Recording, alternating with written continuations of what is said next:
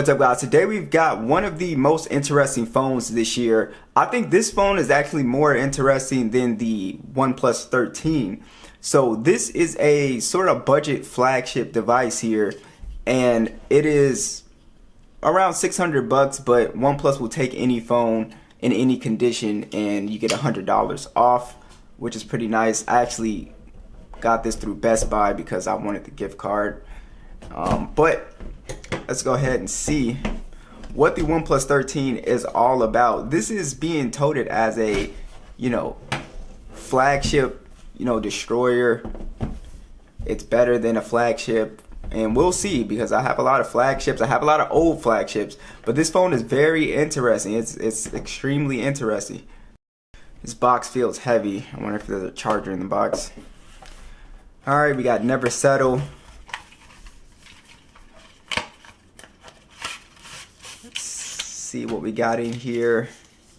SIM tool, cables, looks like a little USB to C. Alright, we got the OnePlus right here. Is there a charger in here? See.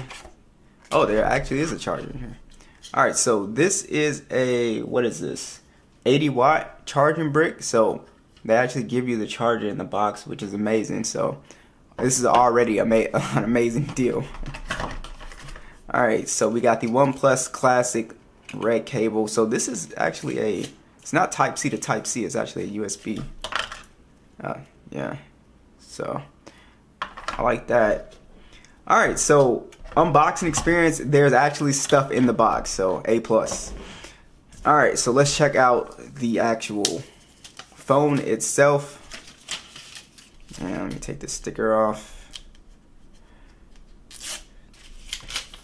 Alright, so here is the phone. Now, I believe this comes in 2 colors, which is really nice. So this looks great. It looks like a flagship phone. I actually think this looks better than the OnePlus 13, so the actual flagship model. This looks extremely good.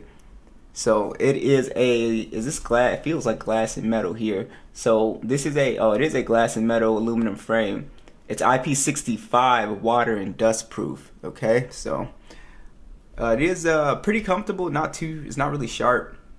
Everything feels very high quality here, and we got the classic vibrate mute switch on here.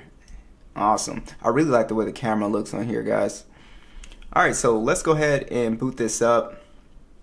We do have that matte finish on here as well too. And everyone says when I take these off they freak out, but if it's not a glass screen protector, guys, it's not really worth.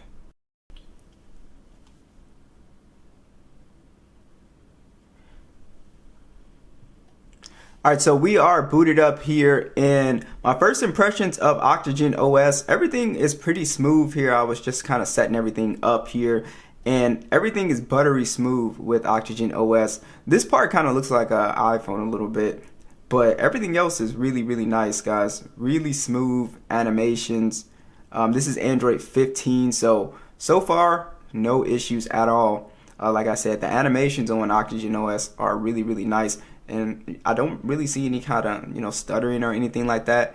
And I do want to talk about this display on here. So this is a pretty nice panel here. We do have pretty respectable bezels on here, pretty good at 91.2% for a screen to body ratio. So we actually have some pretty nice bezels on here. The color is pretty nice here. We do have an LTPO 4.1 AMOLED display. It is 120 Hz HDR10 plus, and then we do have 4500 nits peak brightness on here, and it's a 6.78 inch display, 1264 by 2780, and 450 for the PPI.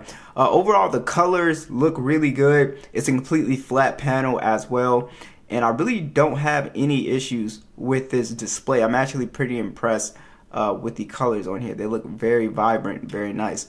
So yeah, the screen to body ratio is really nice. I was expecting the screen body ratio to be kind of like for them to cut corners, but it looks really good, guys. And also, if we come into our settings here, we can adjust the colors: natural, pro mode, cinematic, brilliant. So you can come in here, you do have options with that. And then we have adaptive tone on here, image sharpener as well, video color boost. So these are pretty much your screen settings. Now it was on standard, so if you want higher resolution you have to turn this up, but overall I really like the panel on here. I have no issues with the screen. Let's talk about the processor in here. We do have the Snapdragon 8 Gen 3 on here, guys, and we can play at 120 frames, so it is well optimized. And this thing feels super light. It has a 6,000 milliamp hour battery too, so that's just pretty crazy how it doesn't really feel or look like it. But yeah, we do have great settings on PUBG. This is going to be a gaming beast because of that big battery, and this chip is just very well optimized. This is the same chip we have in the flagship model on the S24.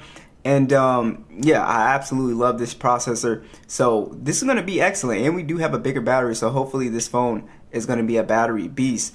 But yeah, I think the gaming performance for right now is really solid. It's very smooth. I'm not getting any heating problems, and I'm going to have to play more games for a longer period of time. But it's looking like if you are someone that does competitive PUBG gaming, man, you could play 120 frames and potentially have some excellent battery life. For your Geekbench scores, this is a test I just ran. Sometimes the Geekbench scores can be a little bit off, so it might be a little bit higher than what you're seeing, but this is typically the range here. We're having Android 15 here. So this does have 4 major OS updates, so you will get 4 years of major OS updates with this phone. It does have 256 gigs of internal storage and 12 gigs of RAM, so it is able to do the AI stuff pretty smoothly, and it should be able to multitask really well. So I'm going to put it against the S24 and some of the other phones to see how it does with speed and animations and multitasking.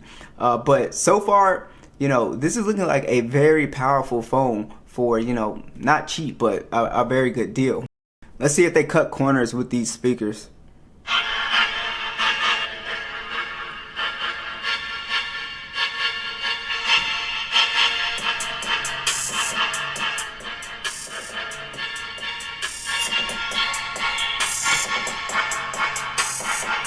Yeah, so these are not the best speakers or the loudest speakers that I've heard. I'll put it, like I said, I'll do those comparisons, but these don't sound that loud, and the bass is not like too crazy. It sounds decent.